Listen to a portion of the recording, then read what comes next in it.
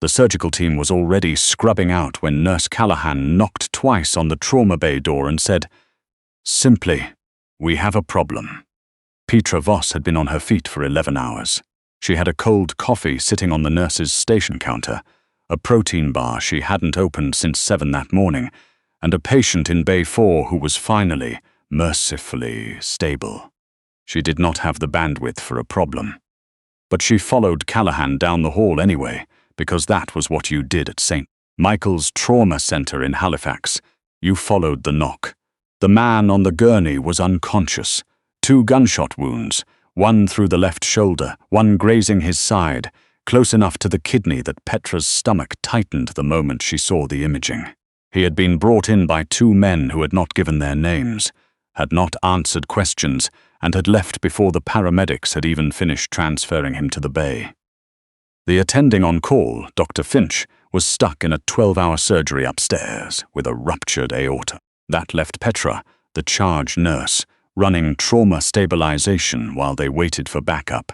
She had done this before, she could do it again. She pulled on fresh gloves and moved to the head of the bed, already reading the vitals on the monitor. Blood pressure dropping. Oxygen sat borderline. She called for a second IV line and started rattling off orders to the 2 nurses behind her, her voice even, her hands steady. Then she looked at his face. The room didn't stop. The monitors kept beeping. Callahan was still talking behind her.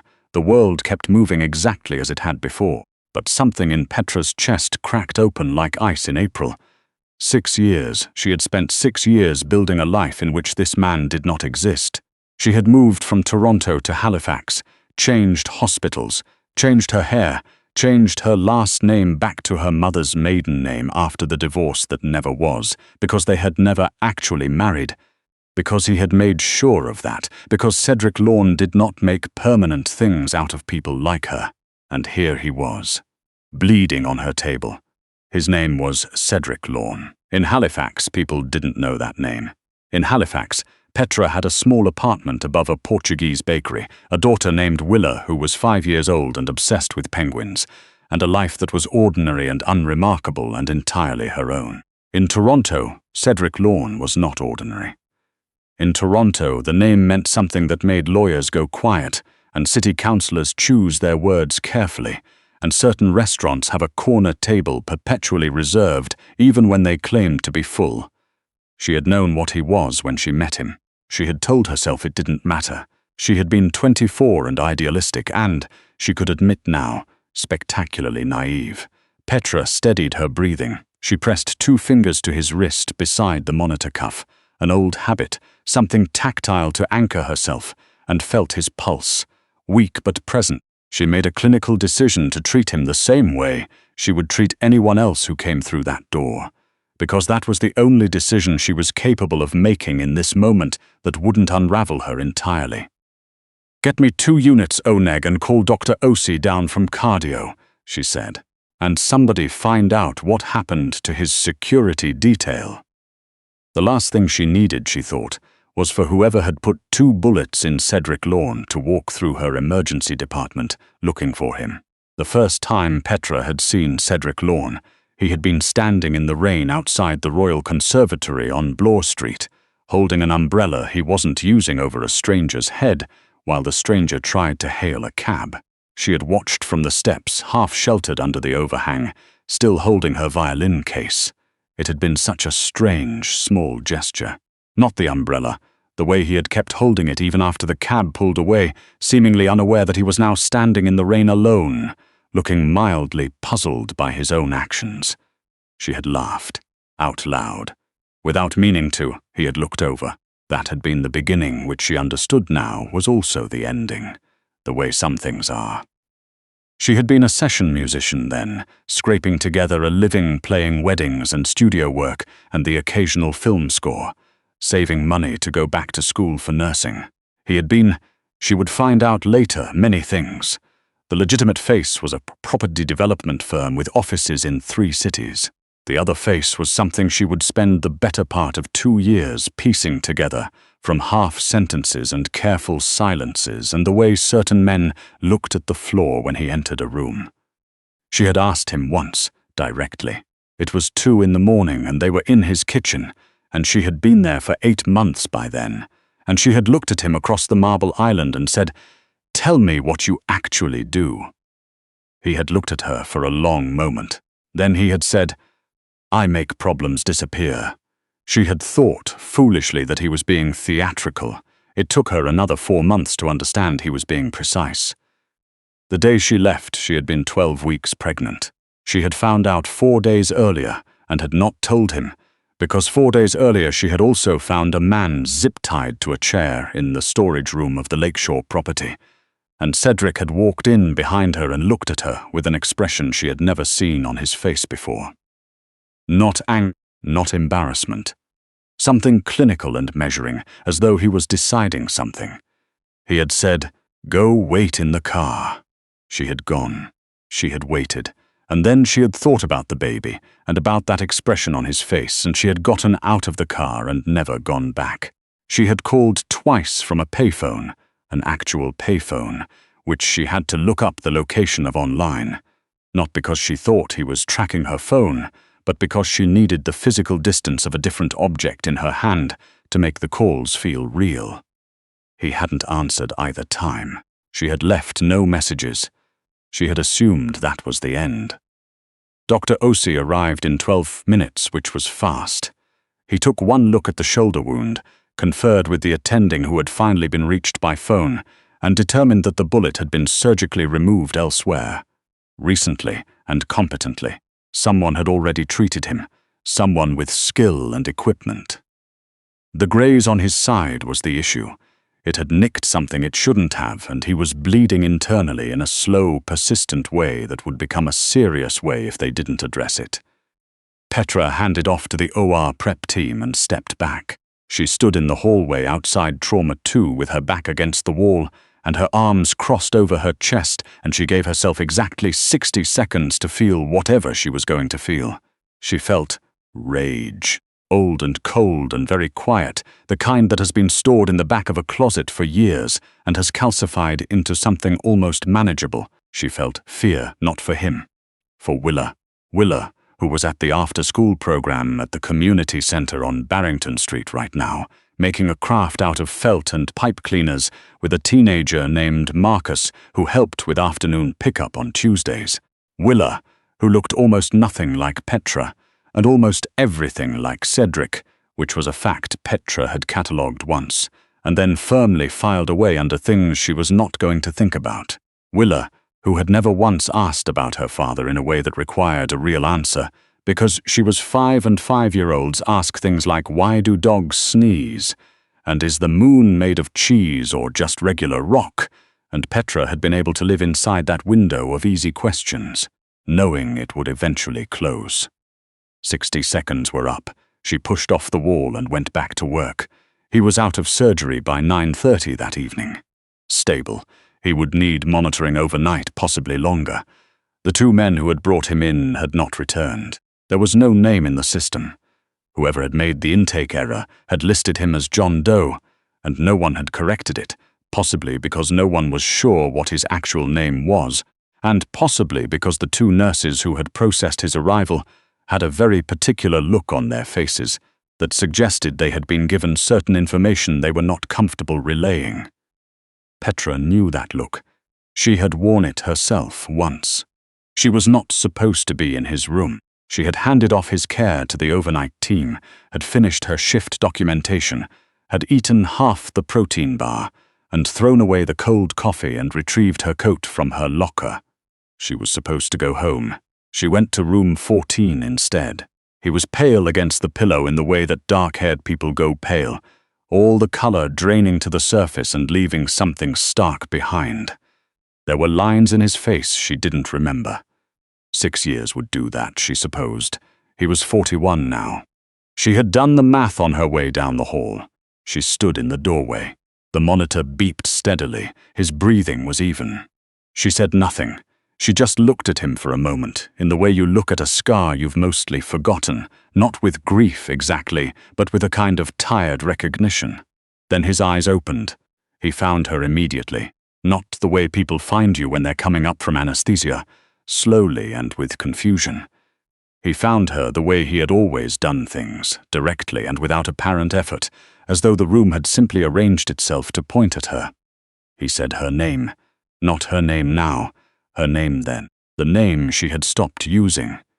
Petra. His voice was rough from the intubation. He sounded, she thought, exactly the same. "You're stable," she said, because it was the most professional sentence she could construct. "The bleeding's been controlled. You'll need to stay for observation." His eyes didn't move from her face. "You're in Halifax," he said. "You're in my hospital," she replied, "which I didn't arrange." He was quiet for a moment. The monitor beeped.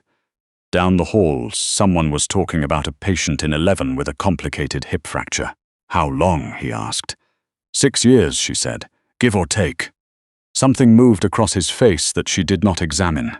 "You became a nurse. I became a charge nurse," she said. "There's a difference." She should leave. She knew she should leave. She had a child to pick up and a life to return to, a life in which this man had no part and no knowledge, and no claim whatsoever. She should walk out the door, go back to Barrington Street, pick up Willa from the evening care program, make pasta, read the Penguin book they were currently on chapter 4 of, and sleep. She stayed in the doorway. "Who shot you?" she asked. "An occupational hazard." "Right." She looked at him. "Is it coming here, the hazard?" The question was not idle. She knew him well enough to know that whatever had happened tonight had a geometry to it. A series of causes and likely consequences. And she needed to know whether those consequences were going to walk through the entrance of St. Michael's Trauma Center and become her problem. Cedric looked at the ceiling for a moment, then back at her. "Not tonight," he said. "That's not a no." "No," he said. "It isn't." She pushed off the doorframe. "I'll have security briefed in the morning, Petra." She stopped. "I looked for you," he said after. She turned slightly, not all the way. "I know. I'm aware of how thorough you can be when you decide to look for something. I couldn't find you. I know that too." She looked at him then, fully, the way she had given herself 60 seconds in the hallway to feel things. "I worked very hard at it." She left. She sat in her car in the parking garage for 4 minutes before she was able to drive. She picked up Willa at 7:45. Willa had made a penguin out of felt, black and white, with an orange beak that was slightly too large for the body, which Willa had decided was a design choice and not an error. "His name is Gerald," Willa informed her in the car. "Gerald is a great name," Petra said. "He's a rockhopper. They have yellow eyebrows." Willa held Gerald up to the window so he could look out at the street. "I told Marcus about the eyebrows and he didn't know. I knew more than Marcus." "You know a lot about penguins." "I know everything about penguins," Willa said with the serene confidence of someone who has not yet been contradicted on this point. Petra watched the road and thought, "I have to tell him, not tonight, not tomorrow." But the way Cedric Lorne was in Halifax now, in a room with her name on the chart intake, and his John Doe status that would not survive a second day, there was no version of this that stayed contained on its own. She had spent 6 years building a container, and it had cracked tonight, and she could either make a decision or have the decision made for her. She was not. She had decided at 24, the kind of person who let decisions be made for her. She was working on still being that person. He improved faster than she expected. By the following afternoon he was sitting up, and had apparently made it clear to the nursing staff that he would be arranging his own discharge, whether they facilitated it or not, which had resulted in a brief and colourful standoff with the floor supervisor that Petra heard about secondhand. She arrived for her shift at 3, reviewed his chart, and went to room 14. He was dressed. Civilian clothes, which meant someone had brought them, which meant someone knew where he was. "You have 24 more hours of recommended observation," she said. "I've noted the recommendation." She closed the door behind her. "The men who brought you in, were they your people?" "Yes." "Did you tell them who you're being treated by?" A pause. Precise, controlled. That was how he thought. She remembered it, how you could watch him process information if you knew what to look for. "Not specifically," he said. "Then you should know," she said, "that Willa has an art class on Thursday afternoons at the Citadel Hill Community Studio, and she takes the same route there every week, and she is 5 years old and she looks— Petra stopped, steadied. She looks like you. The room was very quiet. Cedric sat with that information in the way she had expected him to, still absorbing it, not reacting immediately, the way deep water doesn't react immediately when you throw something in. Willa, he said finally. Yes, she's mine. Yes. Petra kept her voice level. She doesn't know. She's 5. I intend to tell her when she's ready to understand it, on my timeline, and I intend to have a conversation with you about that before anything else happens. But right now, I need you to understand that whatever you have following you through my city, I'll handle it. His voice had shifted. Something beneath it. I'll handle it today. I don't need you to handle it, Petra said. I need you to understand what's at stake. He stood up. He moved carefully.